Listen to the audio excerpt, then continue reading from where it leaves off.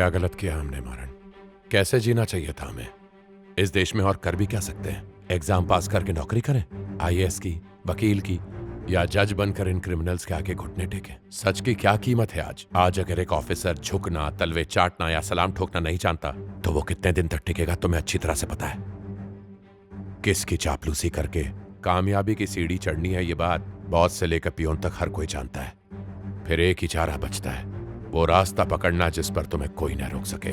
शरीफ businessman भी real estate में घुस के, पेट्रोल पंप खरीद के, गैस एजेंसीज को लूट के, उसी लूट को बचाने के लिए लोगों की जानें लेता है। उसी लूट को सुरक्षित रखने के लिए राजनेताओं के तलवे चाटकर अपनी दौलत को दुगनी करता है, या शहर के बाहर किसी भगवान का मंदिर बांधकर उसकी आड़ में रियल एस्टेट में पैसे छापता है। ऐसे में दलाली के सिवा और कर भी क्या सकते हैं हम? कितने जुर्म सहेंगे, कितने सालों तक? लोगों की मदद भी हम शराफत से नहीं कर सकते। बच्चा 2 दिन से भूखा है साहब। 1 गिलास दूध पिला देंगे तो बड़ी मेहरबानी होगी साहब। इतना पैसा तो राशन, गैस और सब्जी के लिए भी कम पड़ता है। झोपड़ी का किराया तो निकलता नहीं है, ऊपर से दवाई का खर्चा। 4 महीने से चक्कर काट रही हूँ, पगार क्यों नहीं देते? कीड़े पड़ेंगे तुम्हें। ये क्या है सर? पेट्रोल इतना महंगा करके इतने दाम में नींबू पानी बेच रहे हो। पेट्रोल की चोरी की बाहर क्या सजा है ये मालूम है ना आपको? पर इधर देखता कौन है? बाकी के देशों में पेट्रोल का दाम बहुत कम है। राज्य में टैक्स 18%, सेंट्रल में 23 और बाकी जगह डीजल कमीशन 5%। 105 रुपए के पेट्रोल में मिलावट करते हो, शर्म करो। Let me clear this, petrol का दाम हमारी वजह से नहीं बढ़ रहा है। इसमें किसी गवर्नमेंट का कोई दोष नहीं होता है और एक आदमी का कॉल नहीं है ये। बीएनजीसी और बेल जैसी कंपनियां इसका भाव तय करती हैं। और पेट्रोल या डीजल की महंगी गाड़ियां लेकर पैसा भुगतने को किसने कहा है आपको? ई व्हीकल्स क्यों नहीं लेते? मैं खुद भी ई व्हीकल में ही घूमता हूँ। बेड भी नहीं है और जमीन पर लिटा दिया है, देखो ना साहब। 2000 के लिए 4 घर का झाड़ू पोछा करो, एक टाइम के खाने के लिए 8 घर करने पड़े तो क्या फायदा जीने का, तू बता। ऐसा है, गाड़ी वाले लोगों को ही रिफाइंड ऑयल परवड़ता है, फ्लाइट में जाने वाले ही मटन खरीद सकते हैं। यही है हमारी इकोनॉमी। एक फैमिली का पूरा अनाज का बजट ही 2000 होगा तो 1000 का तेल कहाँ से लेगा? टीडीएस के नाम से पैसा कटते ही पगार हाथ में आता है और बचा हुआ पैसा एटीएम से विड्रॉ किया तो उसका चार्ज वो अलग से लेके जाते हैं। बैलेंस 10,000 से 1 रुपया भी कम हुआ तो तुरंत मैसेज आ जाता है अकाउंट से 610 रुपए कटने का। इंजीनियरिंग करके नौकरी नहीं मिली इसलिए होटल में काम कर रहा हूँ। कुछ लोग तो 11,000 की नौकरी 8,000 में करते हैं सर। और कस्टमर के बिल पर 100 रुपए का टैक्स लगेगा तो टिप कैसे मिलेगी बताइए? नए टोल गेट तो खड़े होते ही रहते हैं, फास्ट टैग से पैसे नहीं स्वाइप होते, लूटा जाता है। अरे ये डांबर का रोड है, सोने का नहीं है, टायर घिस जाता है इससे। लाइसेंस दिखा अपना। बच्चे का दूध, पीने का पानी, टूथपेस्ट, स्कूल की किताबें और बिल्डिंग को लगने वाली सीमेंट जरूरी चीजें हैं ना, इनके दाम गगन क्यों छू रहे हैं? है कोई जवाब? ईएमआई पे छोटी गाड़ी का टैक्स 28% है और लग्जरी कार पर भी उतना ही। गरीब और अमीर में फर्क क्या रहा? मेरी बेटी ने अंडर 18 में अच्छा परफॉर्मेंस दिया, लेकिन क्या हुआ? 8 साल की कोचिंग वेस्ट हो गई। जिनको बैट पकड़ना नहीं आता वो भी नेशनल लेवल पे खेल रहे हैं। कोई इंसाफ नहीं है इस देश में। इतने काउंसिल और कमेटी है इस देश में, इनमें से एक भी ईमानदारी से अपने पोस्ट की रेस्पेक्ट करके न्याय नहीं दिला सकते। इस देश के लोगों की प्रॉब्लम ये है कि वो अपने औकात से बाहर के सपने देखते हैं। पैसा है तो गाड़ी खरीदो ना, घर बांधो, लेकिन टैक्स भी भरो। अगर टैक्स नहीं भर सकते तो ऊंचे सपने मत देखो। आखिर अपने देश का भला सोचो भाई। मंदिर की हालत देख रहे हो? किसी को कुछ नहीं पड़ी है। मैं खुद देख रेख करता हूँ, रोज झाड़ू लगाता हूँ और देवी की सेवा करता हूँ। किसके पास मदद मांगने जाऊँ? अब तुम ही बताओ मुझे।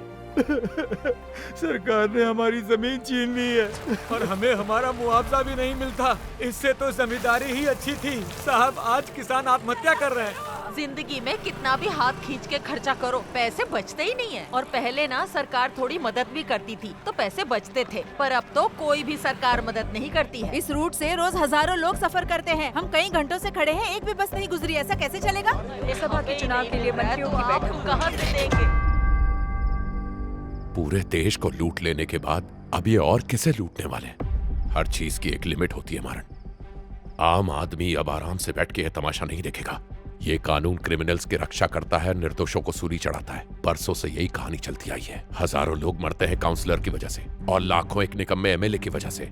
करोड़ों पे बैठे ये एमपी होलसेल में सीटें बेच के अमीर हो रहे हैं। 10 घर, 4 ऑफिस, 3 बीवियों वाले ये काउंसलर करोड़ों लूट कर बड़े आदमी बनकर बड़ी बड़ी गाड़ियों में घूमते हैं और इनकी वाहवाही करने वाले जाहिल देश के कोने कोने में फैले हैं। तुम्हें अंदाजा भी है इस देश में कितने लोग पूरा दिन मोबाइल पर लगे रह के अपना पूरा दिन जाया कर देते हैं? देश चलता भी रहेगा ना तो इन्हें कोई फर्क नहीं पड़ेगा और हमारा राजा टिप टॉप बने सिंहासन पर बैठ के लोगों को ठगता रहेगा।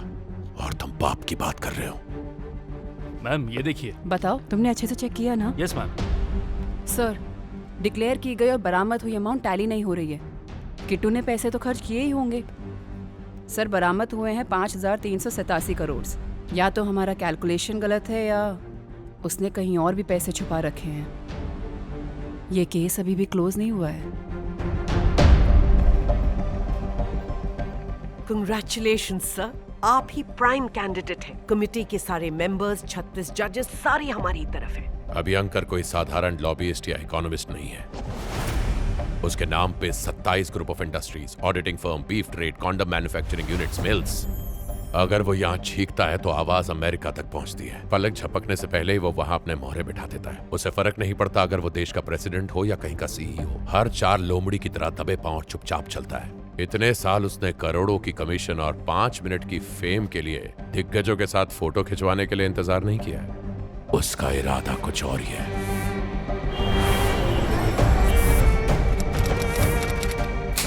Supreme commander of Indian armed forces, head of the Republic,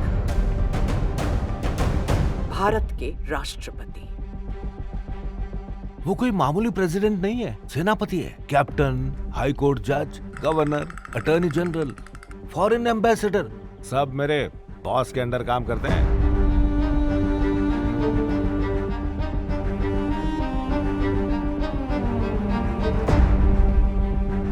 सत्ता के बिना वो इतना खतरनाक था तो सत्ता हाथ लगते ही वो देश को इस तरह चबाएगा कि गरीबों की हड्डियां भी नहीं बचेगी।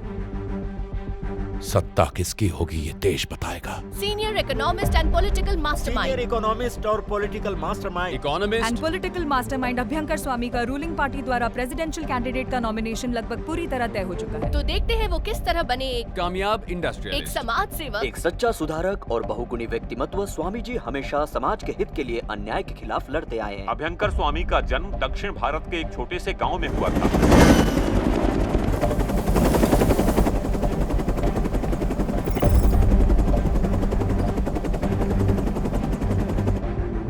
ये भोली भाली जनता उसके नकाब के पीछे का असली चेहरा नहीं देख पाएगी। वो एक राक्षस है, उसे खत्म होना होगा। कैसे भी इस जंगल के हर एक जानवर को एक एक करके नहीं मार सकते। इसके लिए हमें पूरे जंगल को आग लगानी होगी।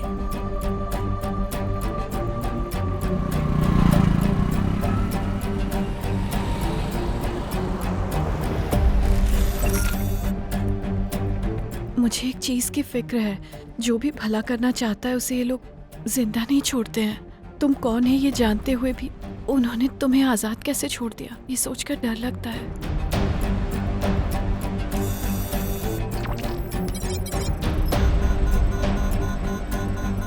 उससे लड़ना हमारे बस की बात नहीं है। सालों साल पुलिस स्टेशन के और कोर्ट के चक्कर लगाते रहेंगे तो भी कुछ नहीं होगा। उसे छू भी नहीं पाएंगे। जिसने हमें सेल में टॉर्चर किया था वो 1 मिनट पे हमें खत्म कर सकता है। उसके खिलाफ एक कदम भी उठाया ना तो वो हमारे टुकड़े कर देगा। अरे कोई नहीं हमारी तरफ। ऐसी हालत में उससे कैसे लड़ेंगे?